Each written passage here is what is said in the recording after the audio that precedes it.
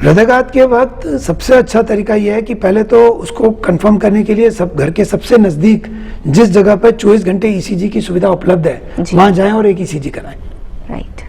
भले वो छोटा अस्पताल नर्सिंग होम हो, क्योंकि वो ईसीजी फिर आप फोटो लेके किसी भी डॉक्टर से कंफर्म कर सकते हैं। और टैबलेट के रूप में या दवाई के रूप में अगर कोई चीज है तो वो है एस्प्रिन, डिस्प्रिन अथवा एस्प्रिन 150 मिलीग्राम की 2 गोलियां अगर हृदयघात के वक्त दी जाए किसी को, तो उससे हृदयघात होने की वजह से होने वाली मृत्यु की संभावना 25% कम हो जाती है। अगर आप 40 मिनट में 3 किलोमीटर चल सकते हैं, 40 मिनट में 3 किलोमीटर, और चलने के दौरान छाती में भारीपन की वजह से आपको रुकना नहीं पड़ता है जी, देन यू कैन एज्यूम कि बाय एंड लार्ज आप ठीक हो। ठीक है। कई बार मेरे पास बहुत सारे मरीज इस तरह से आते हैं, वो कहते हैं डॉक्टर साहब देखिए थोड़ा ऊपर थोड़ा नीचे, हाँ यहीं दुखा। मैं सभी मरीजों को सीटी एंजियोग्राफी या कोरोनरी एंजियोग्राफी करने की सलाह नहीं देता हूँ। मेरा ऐसा मानना है कि उनको अपने डॉक्टर से सलाह करना चाहिए और आवश्यकता से अधिक जानकारी अपने स्वास्थ्य के बारे में मालूम करके रखना हमेशा लाभदायक नहीं होता है। एक तो हमने आपको ये बता दिया, अगर चलने से दर्द हो रहा है और बैठने से ठीक हो रहा है तो इसका मतलब दिल से संबंधित है। महिलाओं में कई बार एकदम स्पष्ट लक्षण हार्ट अटैक के नहीं होते और इसलिए कई बार उनका ट्रीटमेंट भी डिलेड हो जाता है। MADE अंग्रेजी का ये शब्द हो सकता है आपके एक स्वस्थ दिल के लिए बहुत ही कारागार मंत्र। हार्ट अटैक ये एक ऐसा टर्म है जिसे सुनकर ही दिल घबराने लगता है। हार्ट अटैक या दिल की बीमारियां जो कभी ओल्ड एज के साथ देखने में आती थीं, मगर पिछले कुछ सालों में ऐसी कई घटनाएं सामने आई हैं जहां हार्ट अटैक से मरने वालों की उम्र महज 20 और 35 के आसपास रही है। आखिर क्या वजह है कि इन दिनों कम उम्र के लोगों में हार्ट अटैक के मामले तेजी से बढ़ रहे हैं? कई बार तो हार्ट अटैक हमें संभलने और बचने का मौका भी नहीं देता। न जाने कब और कहां, चलते फिरते, सोते जागते या कोई सामान्य काम करते हुए किसको हार्ट अटैक आ जाए, कुछ कहा नहीं जा सकता। इस तरह अचानक युवाओं में बढ़े हृदयघात की कुछ तो वजह होगी। आमतौर पर माना जाता है कि वर्कआउट करने वालों, नियमित एक्सरसाइज, व्यायाम और खेल कूद से जुड़े लोगों में हृदयघात का खतरा अन्य लोगों के मुकाबले कम होता है। लेकिन पिछले कुछ समय से इन्हीं क्षेत्रों से जुड़े कई युवाओं को हार्ट अटैक के मामलों ने हमें चिंता में डाल दिया है। आज वेब दुनिया पॉडकास्ट में हम बात करेंगे दिल और दिल से जुड़ी बीमारियों के बारे में। साथ ही हम जानेंगे कि लाइफस्टाइल में बदलाव करके क्या हार्ट अटैक के खतरे को कम किया जा सकता है। हमारा मकसद आपको डराना नहीं, बल्कि जगाना है, सतर्क करना है और सकारात्मक समाधान सुझाना है। आज वेब दुनिया पॉडकास्ट में हमारे साथ हैं doctor Bharat Rawat. Doctor Bharat Rawat Medanta hospital Indore में सीनियर कार्डियोलॉजिस्ट हैं, साथ ही एक कुशल लाइफस्टाइल गाइड भी हैं। इस एपिसोड में हम उन सभी बिंदुओं पर बात करने की कोशिश करेंगे जो डायरेक्टली और इनडायरेक्टली हमारे दिल से जुड़े हैं, क्योंकि आखिर ये हमारे दिल का मामला है।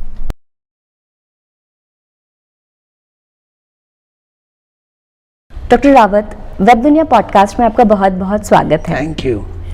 हार्ट अटैक इस टर्म को सुनकर ही दिल घबराने लगता है, तो अगर सरल शब्दों में हम समझना चाहें कि हार्ट अटैक क्या है तो आप हमें बताएं।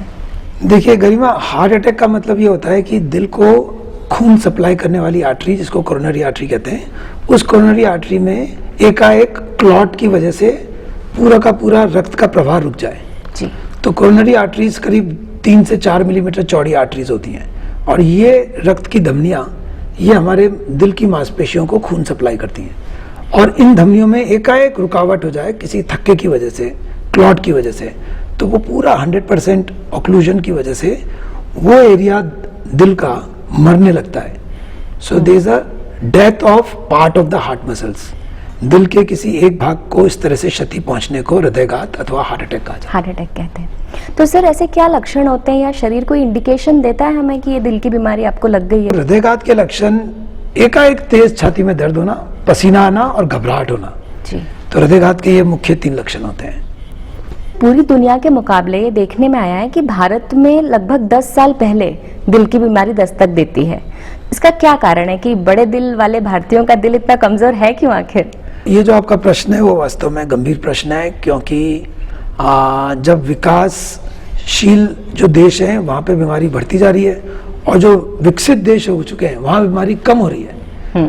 तो यूरोप में, अमेरिका में पिछले 3 दशकों से हृदयघात की संख्या घटती जा रही है और साउथ एशियन कंट्रीज में ये बढ़ रही है, और ये वास्तव में बड़ी चिंता का विषय है। इसमें प्रमुखता जो कारण हमको पता पड़े वो ये है कि एक तो हमारे खाने पीने की आदतें खराब हैं, जो हम लोग बहुत आजकल बाहर का बना हुआ खा लेते हैं और जिस पे कंट्रोल नहीं है। विदेशों में भी बाहर का बना हुआ खाना खाया जाता है, लेकिन उनमें कंट्रोल होता है, किस तरह का तेल, किस तरह का फैट। दूसरा यह है कि अभी भी हमारे यहाँ पे तंबाकू का और स्मोकिंग का बहुत प्रचलन है। मेरे ख्याल से विश्व में सबसे ज़्यादा तंबाकू का उपयोग हिंदुस्तान में ही होता है जी। इसके अलावा हमारे यहाँ डायबिटीज़ की संख्या बहुत ज़्यादा है मरीजों की जी। हाँ। इसके अलावा हमारे देश के अंदर हमने ये भी देखा है कि पॉल्यूशन, जो एयर पॉल्यूशन है जी, वो आप देखिए विश्व के सबसे ज़्यादा पॉल्यूटेड देशों में से हमारा देश आता है जी। हाँ। और जब भी आप यूरोप जाएं, अमेरिका जाएं, एकदम से आप वहाँ जाकर एक चीज़ जो अनुभव करेंगे वो ये है कि आपको सांस लेने में पता पड़ेगा कि यहाँ हवा बहुत साफ है, शांत है जी। तो ये कुछ प्रमुख कारण है मेरे ख्याल से, जिसकी वजह से हिंदुस्तान में कम उम्र में भी गंभीर रोग लग जाते हैं। डॉक्टर रावत, आपने कम उम्र की बात की कि कम उम्र में भारतीय युवाओं को ये रोग लग रहा है, तो क्या एक कारण ये भी हो सकता है कि जो भारतीय युवा है वो मटेरियलिस्टिक सक्सेस जो है उसको चेज करते हैं या इमोशनल मैनेजमेंट नहीं कर पाते हैं ठीक से? ये तो बिल्कुल निश्चित बात है कि जब आप किसी होड़ में लगे हैं, कंपटीशन में लगे हैं, तो आप अपना सुकून खोते हो जी। और सुकून खोने का मतलब ये है कि वो ट्रांसलेट हो जाएगा कि आपका खाने पीने का समय निर्धारित नहीं है, आप देर से खाना पसंद करोगे, आप घर में कुकिंग नहीं कर पाओगे, देर से सोएंगे, आपको फिर रिलैक्स होने के लिए अलग अलग साधनों की ज़रूरत पड़ेगी, फिर आपको एडिक्शंस हो जाएंगे, आपको स्मोकिंग चाहिए, आपको ड्रिंक्स चाहिए, आपको लेट नाइट पार्टी डिनर चाहिए, और इस वजह से फिर आप सवेरे देर से उठेंगे, फिर आपको एक्सरसाइज वगैरह करने का समय नहीं है। तो इन सब चीज़ों का एक कंबाइंड इफेक्ट होता है आपके स्वास्थ्य के ऊपर। तो यकीनन जब आप एक दौड़ में होते हैं, जैसे आपने कहा मटेरियलिस्टिक दौड़ में है, और आप अपने मन की शांति और पीस के लिए ज़्यादा कुछ नहीं कर पा रहे हैं, तो उसका परिणाम तो हमें भोगना पड़ता है। वैसे एक एज तक तो आपको मेहनत करनी पड़ती है, लाइफ में कमाना पड़ता है, कहीं पहुंचना होता है, उसको तो एकदम अवॉइड नहीं किया जा सकता। हाँ, तो मेरा ऐसा सोचना है कि ये एक बैलेंस वास्तव में बहुत ज़रूरी है। और मुझे लगता है कि क्योंकि न्यूक्लियर फैमिली ज़्यादा हो गई हैं, क्योंकि पेरेंट्स कई बार हमारे घरों में नहीं होते हैं, बुजुर्ग नहीं होते हैं, तो इसलिए एक जो पहले एक सपोर्टिव फीलिंग होती थी कि भाई घर के अंदर कुछ बुजुर्ग हैं, तो बुजुर्ग भले ही आपकी डायरेक्ट मदद कभी ना भी कर पाए, तो भी एक आपको एक ऐसा सपोर्टिव फीलिंग देते हैं कि भाई चलो सारी दुनिया इधर की उधर हो जाए, फिर भी तुम हमारे बच्चे हो। तो वो एक कहीं ना कहीं मिसिंग है। हमारे पिताजी एक प्रार्थना हमको हमेशा बताते हैं, उसको कहते हैं सेरेनिटी प्रेयर। और सेरेनिटी प्रेयर का मतलब यह है कि हे ईश्वर, तुम मुझे इतनी ताकत दो कि जिन चीज़ों को मुझे बदल सकना है मैं बदलूं, और इतनी सहन शक्ति भी दो कि जिन्हें नहीं बदल सकता हूं उन्हें स्वीकार कर लूं, और इतनी बुद्धि दो कि ये तय कर लूं कि किसे बदलना है और किसे स्वीकार करना है। वाह वाह। So this is serenity prayer. अगर हम सब अपनी दौड़ के दौरान भी इस सेरेनिटी प्रेयर का हमेशा ध्यान रखें कि यार जिन चीज़ों को मेरे को बदलना है, जिन चीज़ों के लिए चेष्टा करना है, मैं एक लिमिट तक करूँगा, और उसके बाद में अगर वो मेरे हाथ में नहीं है, मेरा बॉस ने कुछ और कह दिया है, मेरे पड़ोसी को कुछ ज़्यादा एडवांटेज मिल गया है, तो मैं उसे सहर्ष स्वीकार भी करूँगा, और मैं इतना ध्यान रखूँगा कि कहाँ तक मुझे ट्राई करना है और कहाँ पे मुझे स्वीकार करना है। स्वीकार करना है। जब दिल की बीमारियों की बात होती है तो एक बात बार बार सुनने में आती है कि क्या खाएं क्या ना खाएं। तो जैसे दिल का रास्ता पेट से होके जाता है, तो क्या हम ये मान सकते हैं कि दिल की बीमारियों का रास्ता भी पेट से होके जाता है? काफी हद तक जी हाँ, ये तो बात दोस्तों बिल्कुल सही है कि जो आप खा रहे हैं उसका आपके स्वास्थ्य पे जरूर असर पड़ रहा है, खास तौर पे दिल पे। तो मेरा ये कहना है इस मामले में कि जो भी खाएं होश में खाएं। मतलब आपको ये सोचना ही चाहिए, are you living to eat और ईटिंग टू लिव। और बहुत संक्षेप में अगर कहें तो मैं ये कहना चाहूँगा, खाने का सामान खेत से मंगाएं, किचन में उसे पचाने योग्य बनाएं, फैक्ट्री का सामान घर ना आए, और घर का बना हुआ चाव से खाएं। यही है यूनिवर्सल डाइट जो कि है सबके लिए राइट। सर, एक टर्म कुकिंग ऑयल जो है हम लगातार दशकों से सुनते आ रहे हैं। पहले सूर्यमुखी का तेल, सनफ्लावर ऑयल बहुत प्रमोट होता था। अब कहते हैं कोल्ड प्रेस ऑयल खाना चाहिए। तो दिमाग में एक संशय तो हमेशा बना रहता है कि कुकिंग ऑयल कौन सा इस्तेमाल किया जाए। ये बात सही है कि रिफाइंड ऑयल्स अच्छे नहीं है इन जनरल, तो कच्ची घानी का या कोल्ड प्रेस तेल बेहतर है। इंडियन कुकिंग हाई टेम्परेचर की कुकिंग होती है गरिमा जी। तो तिल का, मूंगफली का, सरसों का, कोकोनट का, ये जो तेल है ये तेल हाई टेम्परेचर पे स्थिर होते हैं। तो ये तेल इंडियन कुकिंग के लिए बेटर है जी। और फिर ये और प्रश्न है कि कितना तेल, कितना खाएं। 10 से 15 ml प्रतिदिन प्रति व्यक्ति अगर तेल का उपयोग करे तो मेरे ख्याल से ये बहुत है उसके लिए। और कोशिश करना चाहिए कि एक सब्जी हम बिना तेल की भी बनाएं। जो सुनने में कॉन्सेप्ट आता है गुड कोलेस्ट्रॉल और बैड कोलेस्ट्रॉल, इन दोनों में ये क्या फर्क क्या है और ये क्या होते हैं? ये भी एक अच्छा प्रश्न है। देखिए दोस्तों, गुड कोलेस्ट्रॉल का मतलब है एचडीएल कोलेस्ट्रॉल। एचडीएल कोलेस्ट्रॉल क्या करता है कि वो आपकी खून की जो आर्टरीज हैं जिनमें ब्लॉकेज होने की हमने बात करी, उन आर्टरीज के अंदर कोलेस्ट्रॉल को जमने नहीं देता है। और दूसरा होता है एलडीएल कोलेस्ट्रॉल जो कि बैड कोलेस्ट्रॉल है, वो उसका ठीक विपरीत काम करता है। वो खून की नलियों को सकड़ा कर देता है, वहां पे ब्लॉकेजेस को बढ़ा देता है। तो एलडीएल कोलेस्ट्रॉल हमें कम रखना है और एचडीएल कोलेस्ट्रॉल को थोड़ा सा बढ़ाना है। एलडीएल कोलेस्ट्रॉल को कम रखने का तरीका यह है कि हम एनिमल फैट का उपयोग न करें और एचडीएल कोलेस्ट्रॉल को बढ़ाने का तरीका है कि हम नियमित एक्सरसाइज करें। प्लांट बेस्ड फूड का कितना योगदान रहता है इसमें? ये एक बहुत अच्छा प्रश्न है। मैं खुद वीगन डाइट को प्रमोट करता हूं और मेरा ऐसा मानना है कि इन जनरल एनिमल फैट हमें अवॉइड करना चाहिए। उसमें दूध भी शामिल है? हाँ जी। तो अगर आप प्लांट बेस्ड फूड की बात करते हैं, अगर आप वीगनिज्म की बात करते हैं, तो उस दृष्टिकोण से दूध भी एक एनिमल प्रोडक्ट है जी। तो दूध का उपयोग, दूध और शहद जिसको कि हम सामान्य तौर पे शाकाहारी भोजन मानते हैं, तो होल फूड प्लांट बेस्ड, ये एक थ्योरी है जो कि अब हम देख रहे हैं कि ज़्यादा से ज़्यादा लोग विश्व भर में इसको अपना रहे हैं। अगर आप 100% नहीं भी छोड़ सकते हैं तो भी आप प्रयास करें कि कम से कम ये चाय और कॉफ़ी के अंदर आप दूध डालने की बजाय ग्रीन टी या ब्लैक कॉफ़ी ले सकते हैं। और आप जैसे ही वीगन हो जाते हैं, जैसे ही आप दूध के प्रोडक्ट्स को बंद करते हैं, आप देखिए आपकी शक्कर अपने आप छूट जाती है जी।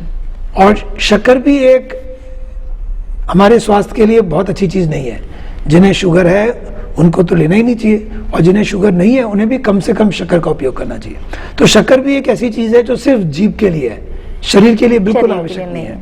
तो थोड़ी मात्रा में अगर आपने लिया तो ठीक है, लेकिन आप उसको मिनिमाइज कर सकते हैं और उसको मिनिमाइज करने का बहुत अच्छा तरीका है कि आप वीगन डाइट लें, क्योंकि 90% शुगर कंजम्पशन जो होता है वो डेयरी प्रोडक्ट्स के साथ ही होता है। वैसे भारतीय घरों में दूध से बने जो प्रोडक्ट्स हैं, चाहे घी हो, पनीर हो, दूध है, दही है, ये इतना बहुतायत से उपयोग में आता है कि उसको एकदम छोड़ना, प्रैक्टिस से निकालना बहुत मुश्किल हो जाता है। कम कर सकते हैं गरिमा जी, कम कर सकते हैं। देखिए इसके ना स्वास्थ्य के जो अपने कारण है वो अपनी जगह पे हैं। बहुत से लोग गैस लेकर, ब्लोटिंग लेकर घूम रहे होते हैं। उनसे मैं कहता हूं कि अगर आप 3 महीने या 6 महीने के लिए दूध बंद कर दें, यहाँ तक कि गेहूं बंद करें, तो कुछ लोगों को दूध बंद करने से फायदा हो जाता है, कुछ लोगों को गेहूं बंद करने से फायदा हो जाता है। इसके अलावा हम अगर और आगे बढ़ें और आप अगर एनिमल वेलफेयर की बात करें, तो कोई भी एनिमल इंडस्ट्री जानवरों के लिए अच्छी नहीं है। ये इसका मानवीय पक्ष है। ये इसका मानवीय पक्ष है। तो ये उस तरह से अगर आप देखें तो all animal industries are cruel industries, क्योंकि गाय हमारी माता है जब तक उसे दूध आता है। बिल्कुल। तो सर, अगर हम वीगन होना चाहते हैं तो एक मन में संशय आता है कि दूध बंद करने से क्या कुछ जरूरी पोषक तत्व ऐसे हैं जो हमें मिलना बंद हो जाएंगे? तो ये तो बिल्कुल ही एक भ्रांति है, क्योंकि ऐसा कुछ भी नहीं है जो दूध में से ही आपको लेना है। तो मैं तो दूध का उपयोग न के बराबर करता हूँ और मैं अपनी सारी एक्टिविटीज़ करता हूँ। मैं रेगुलरली खूब एक्सरसाइज करता हूँ, मैं मैराथन्स करता हूँ। तो आप दूध की जगह सोया मिल्क ले सकते हैं, पनीर की जगह टोफू ले सकते हैं, प्रोटीन्स के लिए आप और स्प्राउट्स ले सकते हैं, दालें हैं जी।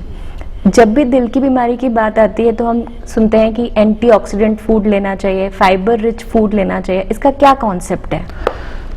देखिए, मैं ना किसी सुपर फूड को ज़्यादा बिलीव नहीं करता हूँ। जी। हाँ, मेरा ऐसा मानना है कि उसको बहुत कॉम्प्लेक्स बनाने की ज़रूरत नहीं है।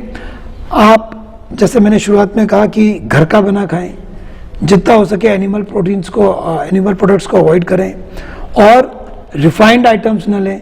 तो मैदा रिफाइंड है, शक्कर भी एक तरह से रिफाइंड चीज़ है। तो कोई ऐसा टॉनिक, कोई ऐसा सुपर फूड जिसको लेने से आप बिल्कुल सुरक्षित हो जाओगे, मैं उसको बिलीव नहीं करता हूँ। मेरा ऐसा मानना है कि हमको प्राकृतिक रूप में रहना चाहिए, और कभी अगर थोड़ा सा कुछ आपने कहीं इधर उधर ले लिया, थोड़ी मात्रा में ले लिया, तो ऐसा भी नहीं है कि सभी को बहुत गंभीर बीमारी हो जाएगी, और ऐसा भी नहीं है कि आपने 100% सब चीज़ें छोड़ दी तो आप 200 वर्ष तक जियोगे, वो भी नहीं है। तो ये तो ब्रॉड गाइडलाइंस हैं। तो जहाँ तक हो सके थोड़ा थोड़ा सा आप इन सब चीज़ों को फॉलो करो, पर बहुत ज़्यादा डर के, बहुत ज़्यादा आतंकित होके, बहुत ज़्यादा घबराने की भी ज़रूरत नहीं है। सर, डार्क चॉकलेट बार बार सुनने में आती है कि ये दिल के लिए अच्छी होती है, खाना चाहिए, पर उसमें शुगर एलिमेंट या उसका कोई खतरा नहीं होता, या ये सिर्फ एक भ्रांति है? मुझे नहीं लगता है कि साइंटिफिकली कोई भी ऐसा फूड प्रमाणित है कि जिसको खाने से हृदय रोग या हृदयघात के लक्षण कम होते हों। डार्क चॉकलेट भी उसी में से है। आपके जीभ के हिसाब से आपको जितना खाना है आप थोड़ा सा खा लीजिए, और अधिक मात्रा में ना खाएं। जी, हम खाने की बात कर रहे हैं, तो खाने के समय की बात ना हो ऐसा नहीं हो सकता। कई सारे लोगों को हम आज देखते हैं कि वो जल्दी खाना पसंद करते हैं। कई सारे सेलिब्रिटीज कहते हैं वो 7 बजे के पहले खा लेते हैं। तो खाने को जल्दी खाने का क्या संबंध है दिल की बीमारी से? तो मेरे पास अगर कभी कोई अगर मरीज या उसके घर वाले पूछते हैं कि भाई हम रात को क्या खाएं, तो मेरा उत्तर यही होता है कि रात को कुछ नहीं खाना है। अच्छा। जितना जल्दी आप शाम को खाना खाएंगे उतना आपके लिए, स्वास्थ्य के लिए अच्छा है। यहाँ तक कि मेरा ये कहना है कि जो लोग 6-7 बजे खाना खा लें, बजाय इसके कि 8 या 9 बजे खाना खाएं, तो आपके जीवन में शायद 5 से 10 वर्ष तक आयु बढ़ सकती है। अच्छा। सिर्फ 1 घंटा जल्दी खाना खाने से। फिर अगले दिन आप सवेरे ब्रेकफास्ट थोड़ा सा लेट करते हैं, तो एक तरह का ये इंटरमिटेंट फास्टिंग हो गया। जी हाँ। तो जब आपका 12-15 घंटे, 16 घंटे, 14 से 16 घंटे अगर इंटरमिटेंट फास्टिंग करते हैं, तो उसके अपने फायदे हैं। ऑटोफेजी होती है, ऑटोफेजी से बहुत सेल्स के अंदर रिसाइकलिंग प्रोसेस होता है, और जो खराब चीज़ें होती है वो निकलती हैं बॉडी में से। उम्र के साथ साथ ऑटोफेजी हमारी कम होती जाती है, और इंटरमिटेंट फास्टिंग से ऑटोफेजी बढ़ती है। वो सब चीज़ें भी है। तो मेरा बिल्कुल ये मानना है कि अगर आप खाने पीने से मुक्त हो जाएं शाम को 7 बजे तक, और मोबाइल और टीवी से मुक्त हो जाए रात को 10 बजे तक, और बिस्तर से मुक्त हो जाए सवेरे 6 बजे तक, तो मुक्त हो जाएंगे बहुत सारी बीमारियों से भी। आप लाइफस्टाइल की बात कर रहे हैं, हम बहुत सारे बदलाव देखते हैं, स्मोकिंग की बात करते हैं। एक बहुत बड़ा बदलाव आया है कि हमारी जो नौकरियां हैं उसमें हमें लंबे समय तक बैठ के काम करना पड़ता है। तो sitting is a new smoking, क्या ये सच है? हाँ, ये बिल्कुल सच है। वास्तव में जिन लोगों को लंबे समय तक अपने ऑफिस में बैठना पड़े, उन्हें इस चीज़ का ध्यान रखना चाहिए कि लंबे समय तक बैठने से कई तरह की सारी शारीरिक तकलीफें हो सकती हैं। आपके पैरों में क्लॉटिंग हो सकती है, आपके पीठ के लिए, आपकी स्पाइन के लिए अच्छा नहीं है, आपके दिल के लिए अच्छा नहीं है, आपकी आंखों के लिए अच्छा नहीं है। तो बेहतर है कि अगर आपको 2-3 घंटे में आप बीच बीच में अपने पैर चलाएं, अपने हाथों को थोड़ा सा तान लें, आप खड़े हो जाएं किसी कारण से। अगर आपको छोटे मोटे काम करने हो तो आप किसी को बुलाकर मदद न लें, बल्कि खुद ही जाएं, और ऐसे मौके ढूंढें कि आप उठें, सीट से उठना पड़े, और आप खूब पानी पिएं ताकि हर 2-3 घंटे में आप वॉशरूम भी जाएं। जी सर, पिछले कुछ समय में ये भी देखने में आया है कि जो हमारी फिजिकल एक्टिविटी है वो भी सीधा प्रभाव डालती है हार्ट पर हम देख रहे हैं कि अब तो हम बहुत एक्टिवली पार्टिसिपेट करते हैं, जिम जाते हैं, लेकिन ऐसी भी खबरें आती हैं जब जिम में कोई कोलैप्स होके गिर गया है या उसे वहीं हार्ट अटैक पड़ा है। ये क्या कारण है? क्या मतलब या तो हम जिम गलत तरीके से कर रहे हैं या जिम करना सही नहीं है? मामला क्या है? ये अच्छा प्रश्न है और बड़ा प्रैक्टिकल प्रश्न है गरिमा जी। तो मेरा सबसे ये निवेदन ये है कि हमको ये भी सोचना चाहिए कि हम ना कितना जिम कर रहे हैं। जी, कई बार हम जरूरत से ज़्यादा करते हैं, कई बार हम कंपटीशन में करते हैं, क्योंकि आजकल हर चीज़ को मेजर कर सकते हैं। तो आप मेजर करके और उसको फिर आप सोशल मीडिया पे पोस्ट करना चाहते हो, और आप एक तरह का एक रिकॉर्ड बनाना चाहते हो, आप अपने आप को बेटर प्रूव करना चाहते हो, अपने आप को यंगर दिखाना चाहते हो। तो उसमें आप उस तरीके से कई बार हम ओवर डू करते हैं। दूसरा ये है कि इसीलिए कई बार हम लोग कुछ सप्लीमेंट्स का भी उपयोग करना चाहते हैं, और वो सप्लीमेंट्स हो सकता है हमारे स्वास्थ्य के लिए ठीक ना हो। कई बार हमें ना जो रेगुलर चेकअप्स हैं वो नहीं कराते हैं, खासतौर से जिनकी उम्र 30-35 साल से ज़्यादा है, उनमें चाहिए कि अगर वो कोई नई तरीके एक्सरसाइज शुरू कर रहे हैं तो अपने रेगुलर चेकअप्स भी कराएं, अपने डॉक्टर से सलाह करें। मेरा ये भी सोचना है कि सभी जिम के अंदर कुछ इमरजेंसी हैंडल करने के तरीके होने चाहिए। वहाँ पर बेसिक लाइफ सपोर्ट की ट्रेनिंग जो जिम ट्रेनर है उसको होनी चाहिए। इस चीज़ का जरूर ध्यान रखना चाहिए कि जो वहाँ पर जिम ट्रेनर है, जो वहाँ पे स्टाफ हैं, उन्हें बेसिक CPR करना या बेसिक लाइफ सपोर्ट का उनको ज्ञान है कि नहीं। संभव हो तो एक डिफिब्रिलेटर रखना चाहिए ताकि अगर किसी को कार्डियक अरेस्ट हो जाए तो आप इलेक्ट्रिक शॉक दे सके, उसको रिवाइव कर सकते हैं। तो एक्सरसाइज करने वाले जा रहे हैं, उन्हें ना कई बार वो अपने लक्षणों को अनदेखा भी कर सकते हैं कि नहीं मुझे कुछ नहीं हो रहा, ये तो गैस ही है मुझे। तो अगर आपको किसी अजीब तरह का लक्षण है तो आप शर्माएं नहीं, आप अपने डॉक्टर को दिखाएं, अपने फिजिशियन को दिखाएं और सलाह करें कि भाई is it normal, can I ignore it, is it safe to ignore. तो मुझे लगता है ये कुछ अगर हम प्रिकॉशन लेंगे तो इन तरह की चीज़ों से बच सकते हैं।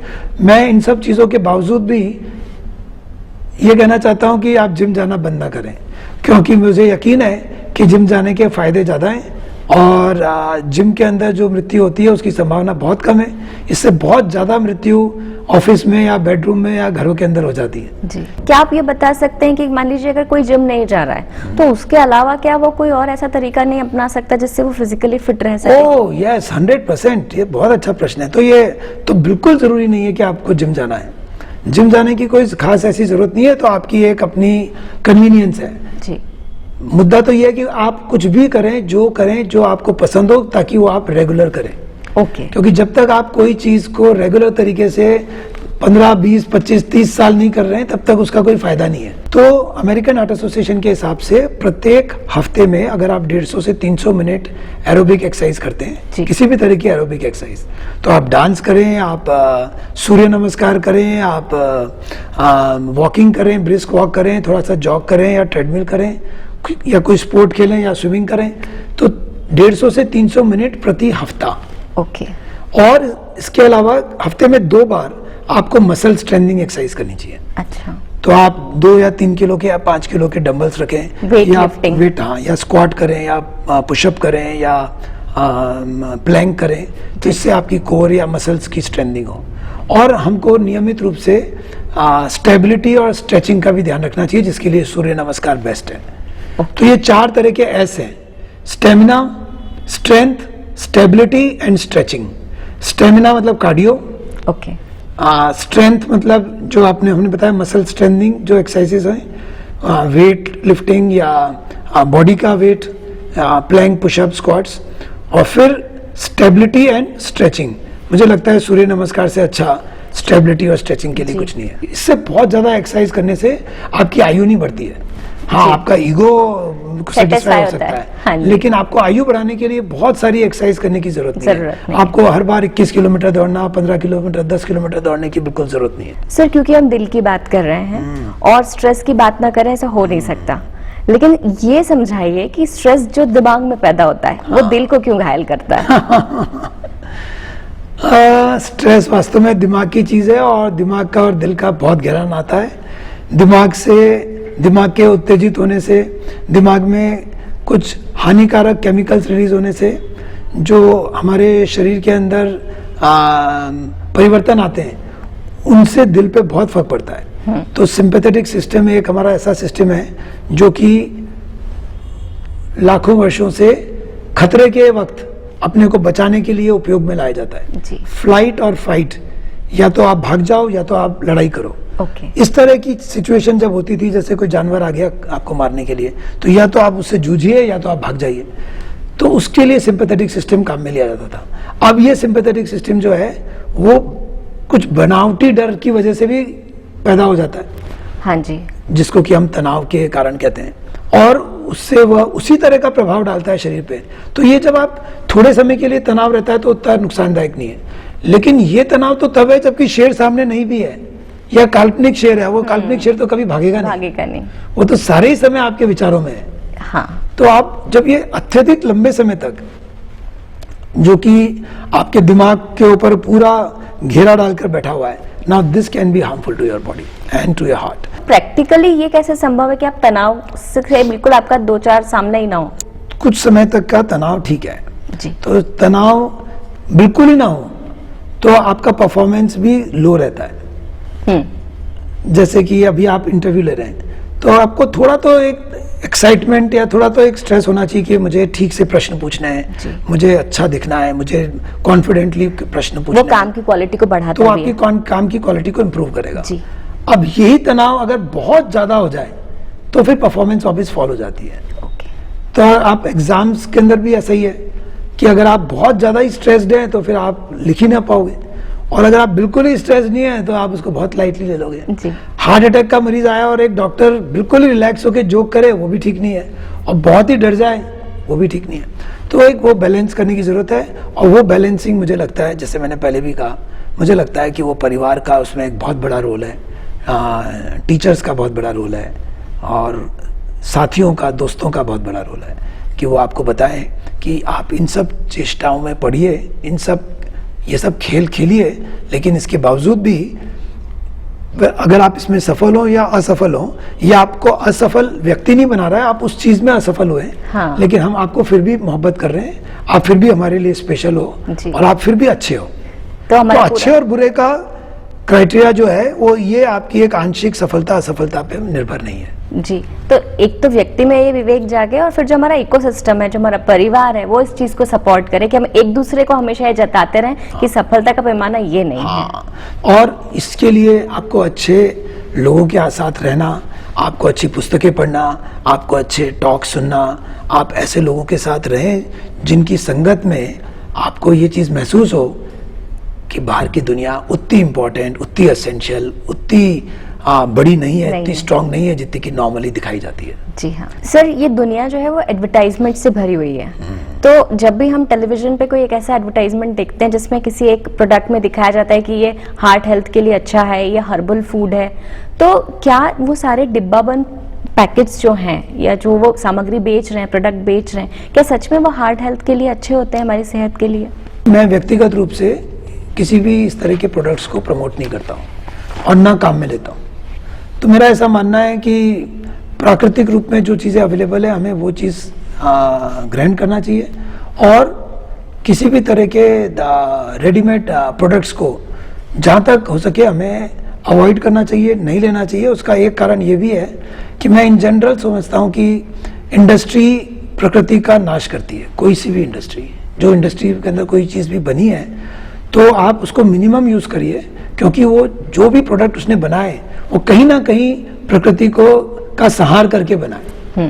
तो हम मुझे कई बार ये भी सोचना पड़ेगा कि अगर इससे मेरे जीवन में 2-4 महीने बढ़ भी रहे तो उससे पृथ्वी का कितना नुकसान हो रहा है। मैं दवाइयाँ भी मरीजों को कम देना चाहता हूँ, क्योंकि वो दवाइयाँ भी वही है। सर, एक तो दिल की बीमारी का कारण हमारा लाइफस्टाइल होता है, खान पान होता है, पर एक कारण ये भी देखने में आता है कि जो हमारा जेनेटिक है, तो अब जैसे माता पिता ना तो हम चुन सकते हैं ना बदल सकते हैं, तो ऐसी स्थिति में क्या तरीका हो सकता है कि हम उसे रिवर्स कर सकते हैं कि अगर वो है हमारे जीन्स में? 3 ऐसी चीजें होती हैं जिनको कि हम नॉन मॉडिफाइबल रिस्क फैक्टर्स कहते हैं, जैसे आपने बताया, जिन्हें बदला नहीं जा सकता है। राइट। वो एक है जीन्स पेरेंट्स के, दूसरा है आपकी उम्र, और तीसरा है आपका सेक्स। तो पुरुषों में महिलाओं की तुलना में कम उम्र में हृदयघात की संभावना ज्यादा होती है। महिलाओं में 25 साल, 30 साल, 40 साल की उम्र में प्रायः हृदयघात नहीं होता है। ओके। पुरुषों में कॉमनली देखा जाता है कि हो जाता है, और उम्र के साथ साथ हृदयघात होने की संभावना बढ़ती है, और फैमिली हिस्ट्री अगर है तो भी हृदयघात। तो ये 3 चीजें ऐसी हैं जिन्हें कि हम नॉन मॉडिफाइबल रिस्क फैक्टर्स कहते हैं, जिन्हें आप परिवर्तन नहीं कर सकते।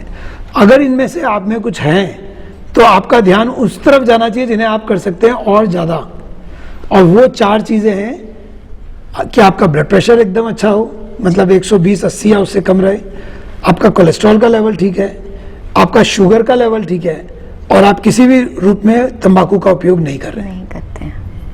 और मैं इसमें 3 चीजें और ऐड कर देता हूं, हंसें, चलें और प्राणायाम करें। दिन में 8-10 बार ठहाका ला के हंसें, प्राणायाम करें, और किसी ना किसी बहाने से एक्टिव रहें। तो मुझे लगता है कि ये 3 चीजें करने से उन 3 चीजों के प्रभाव को हम कम कर सकते हैं।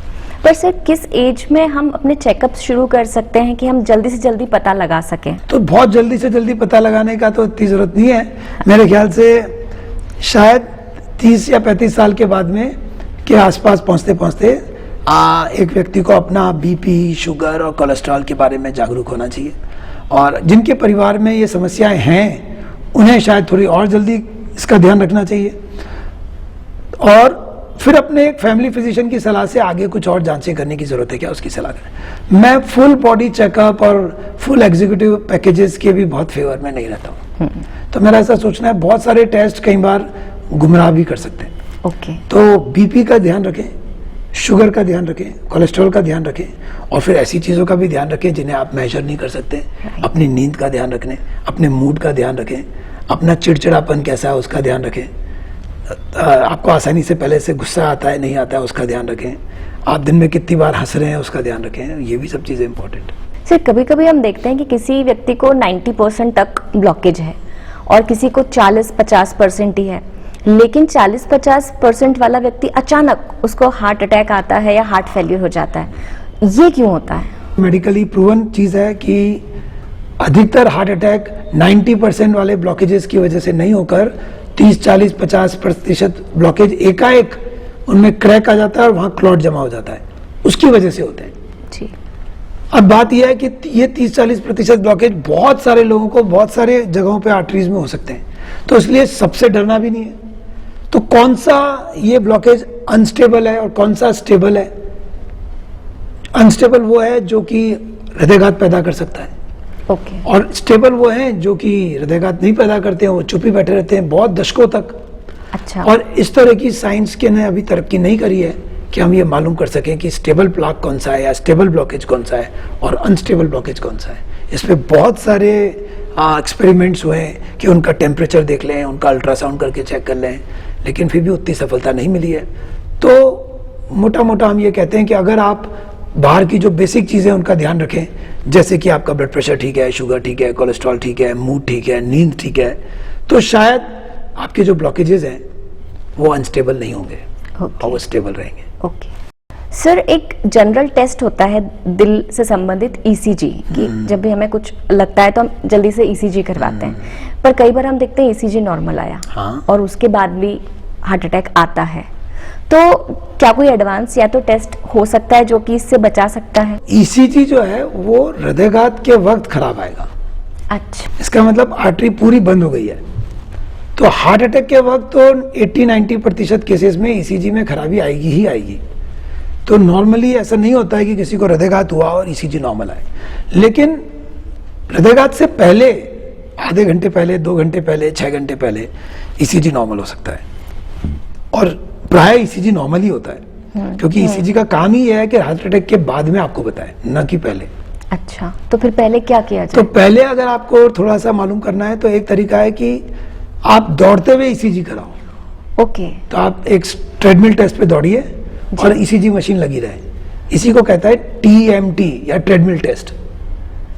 तो अगर आप ट्रेडमिल टेस्ट कराएं और दौड़ते हुए आपको ईसीजी आपका ठीक आ रहा है, तो बाय एंड लार्ज ऐसा माना जाता है कि कोई क्रिटिकल ब्लॉकेज नहीं है और ये व्यक्ति अब अपने रेगुलर एक्सरसाइज वगैरह करने में सक्षम है। तो इसलिए अगर कोई 30-35 साल की उम्र के बाद पहली बार कोई जिम जा रहा हो या कोई नई एक्सरसाइज कर रहा है या ट्रैकिंग पे जाना चाह रहा है, तो उसको कई बार ऐसा राय दी जाती है कि आप एक बार स्ट्रेस टेस्ट कर लें या ट्रेडमिल टेस्ट कर लें, और उससे आपको पता लग जाएगा। मैं सभी मरीजों को सीटी एंजियोग्राफी या कोरोनरी एंजियोग्राफी करने की सलाह नहीं देता हूँ। मेरा ऐसा मानना है कि उनको अपने डॉक्टर से सलाह करना चाहिए और आवश्यकता से अधिक जानकारी अपने स्वास्थ्य के बारे में मालूम करके रखना हमेशा लाभदायक नहीं होता है। सर, ऐसा भी देखने में आता है कि किसी व्यक्ति को स्टंट लगा है या उसकी एंजियोप्लास्टी हुई है और थोड़े ही समय बाद फिर उसे ओपन हार्ट की जरूरत भी पड़ रही है। 5% मरीजों में ऐसा हो सकता है कि आपने एंजियोप्लास्टी करी हो और कुछ ही सालों में उसको बाईपास सर्जरी करने की जरूरत पड़ी हो। 100 में से 95% केसेस में ऐसा नहीं होता है। इनफैक्ट बहुत सारे ऐसे मरीज होते हैं जिनमें सिर्फ एंजियोप्लास्टी करी जा सकती है।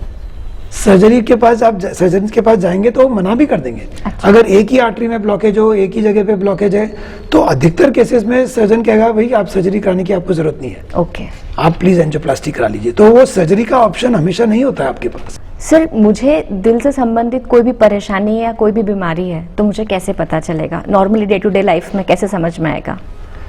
तो मेरा उसमें एक मंत्र है और वो मंत्र है चलें और देखें, वॉक एंड वॉच। तो तो जैसे अगर मैं आपसे पूछूं गरिमा जी आपकी तबीयत कैसी है, तो आप क्या कहेंगे? बढ़िया। तो आप नॉर्मली कितना चलते हैं? 1.5-2 किलोमीटर। हाँ, तो अगर आप 1.5 किलोमीटर चलते हैं तो आप ये कहें डॉक्टर रावत मुझे नहीं पता मैं कैसी हूँ। ओके। तो कहने का मतलब ये हुआ कि अगर आप 40 मिनट में 3 किलोमीटर चल सकते हैं 40 मिनट में 3 किलोमीटर और चलने के दौरान छाती में भारीपन की वजह से आपको रुकना नहीं पड़ता है, जी, देन यू कैन एज्यूम कि बाय एंड लार्ज आप ठीक हो। ठीक है। तो दैट इज माई मंत्रा, चलें और देखें, वॉक एंड वॉच। और जो नहीं चल रहा हो उसको ये कहना चाहिए अच्छा मुझे नहीं पता मैं कैसी हूँ, क्योंकि आजकल तो मैं चल नहीं रही हूँ। तो हफ्ते में 3 बार या 4 बार आप 40 मिनट में 3 या 35 मिनट में 3 किलोमीटर चल लें और चल के महसूस करें खुद ही कि क्या मुझे छाती में डिस्कम्फर्ट हुआ है, और अगर आपको हुआ है तो आपको डॉक्टर को दिखाना चाहिए, नहीं हुआ है तो आप बाय एंड लार्ज आप सुरक्षित हो। पर इसका मतलब ये नहीं है कि आप डॉक्टर को कभी ना दिखाओ। कभी ना दिखाओ। साल में 1 बार या 6 महीने में 1 बार तो आपको किसी डॉक्टर को दिखाकर अपनी रूटीन टेस्ट करनी चाहिए। पर दैनिक जीवन में मुझे लगता है इससे अच्छा कोई तरीका नहीं है। जी। तो आपको पता पड़ गया कि वॉकिंग से वजन कम होता है, कोलेस्ट्रॉल कम होता है, शुगर कम होती है, बीपी कम होता है, जॉइंट्स के लिए अच्छा है, मन के लिए अच्छा है। और आज आपको एक और पता पड़ गई कि वॉकिंग करने से एक और फायदा है कि आपको ये पता पड़ जाता है कि आपके दिल का स्वास्थ्य कैसा है। कई बार क्योंकि इतनी सारी बातें सुनते हैं हार्ट डिसीज को लेकर, तो दिल में थोड़ी सी भी तकलीफ होती है, सीने में दर्द होता है, भारीपन होता है, कुछ दर्द महसूस होता है, तो हमको लगता है ये हार्ट अटैक है।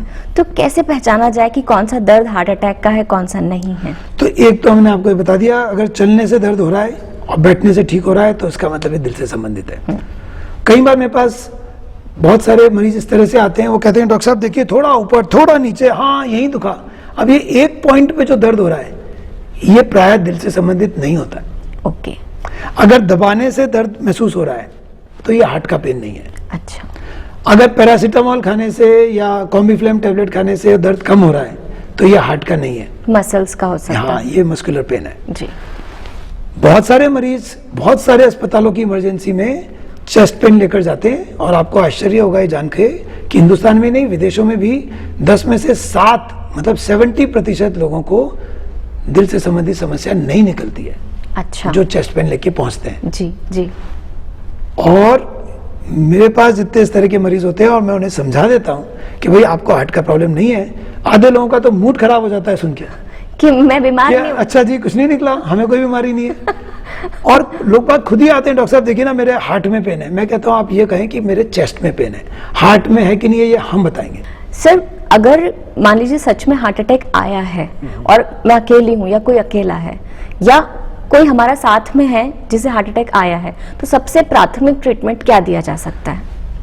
हृदयघात के वक्त सबसे अच्छा तरीका यह है कि पहले तो उसको कंफर्म करने के लिए सब घर के सबसे नजदीक जिस जगह पर 24 घंटे ईसीजी की सुविधा उपलब्ध है वहां जाएं और एक ईसीजी कराएं। राइट।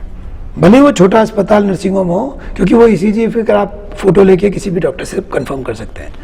और टैबलेट के रूप में या दवाई के रूप में अगर कोई चीज है तो वो है एस्प्रिन, डिस्प्रिन अथवा एस्प्रिन 150 मिलीग्राम की 2 गोलियां अगर हृदयघात के वक्त दी जाए किसी को, तो उससे हृदयघात होने की वजह से होने वाली मृत्यु की संभावना 25% कम हो जाती है। ओके। तो there is a 25% risk reduction in the risk of death just by taking 2 tablets of aspirin. इसलिए अमेरिकन हार्ट एसोसिएशन रिकमेंड करता है कि कोई भी अगर हार्ट अटैक का मरीज इमरजेंसी में आया है तो उसको 10 मिनट के अंदर अंदर डिस्प्रिन की गोली दे देना चाहिए। That is number 1 medicine to be given in the case of heart attack. जी सर, आपने पहले बताया था कि महिलाओं में पुरुषों के मुकाबले हार्ट अटैक का खतरा या हार्ट डिसीज का खतरा थोड़ा कम होता है कम उम्र में, when they are below menopause। तो इससे आप थोड़ा क्लियर कर दीजिए, महिलाएं तो बिल्कुल निश्चिंत हो जाएंगी। ऐसा बिल्कुल भी नहीं है। मैं आप सभी से कोई बताना चाहता हूं कि जब तक आपको मीनोपॉज नहीं आया है, इसका मतलब आपकी उम्र 40-45 से कम है, तब तक आप आंशिक रूप से बचे होते हैं। जी।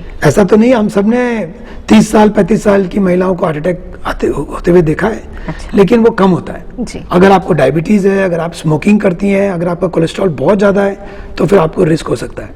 लेकिन प्राय एक सुरक्षा दी गई है भगवान के द्वारा।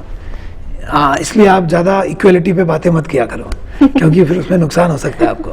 हाँ, लेकिन जैसे ही आप 45-50 के आसपास पहुंचते हैं तो अब तेजी से रिस्क बढ़ता है और वो पुरुष के बराबर हो जाता है। जी। और महिलाओं में कई बार एकदम स्पष्ट लक्षण हार्ट अटैक के नहीं होते, और इसलिए कई बार उनका ट्रीटमेंट भी डिलेड हो जाता है। और वैसे भी महिलाएं हमारी अनुभव के अनुसार अपने स्वास्थ्य के प्रति ज़्यादा जागरूक नहीं होती है, या उन्हें कई बार ज़्यादा मौके नहीं मिलते हैं, तो वो अपने लक्षणों को छुपा लेती है। डॉक्टर रावत, आप वेब दुनिया पॉडकास्ट में आए और दिल की सेहत को दुरुस्त रखने के लिए हमने इतने सारे सुझाव दिए, दिल खुश हो गया।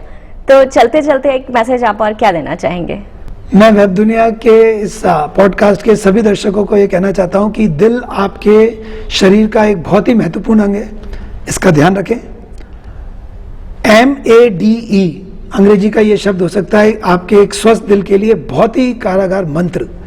MADE आए समझे, ये अंग्रेजी का शब्द MADE क्या है? M है मेंटल रिलैक्सेशन।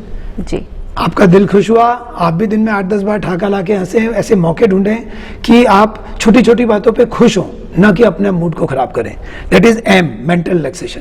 दूसरा है A, अवॉइड एडिक्शंस। किसी भी तरह का एडिक्शन ना रखें, धूम्रपान का, अल्कोहल का, या किसी सोशल मीडिया का, मोबाइल का। तीसरा है D, डाइट कंट्रोल। हमने इतनी सारी बातें करी। हाँ जी। और E, एक्सरसाइज। MADE। दोस्तों, अगर ये 4 चीजों का ध्यान रखें, mental relaxation, avoid addictions, diet control और एक्सरसाइज, तो मुझे यकीन है कि आपका दिल बहुत स्वस्थ रहेगा, खुश रहेगा। आपको विश्व हृदय दिवस की सभी को बहुत बहुत बधाइयाँ। डॉक्टर रावत, वेब दुनिया पॉडकास्ट में हमसे जुड़ने के लिए मैं आपको बहुत धन्यवाद देती हूँ। Thank you Garima ji, thank you.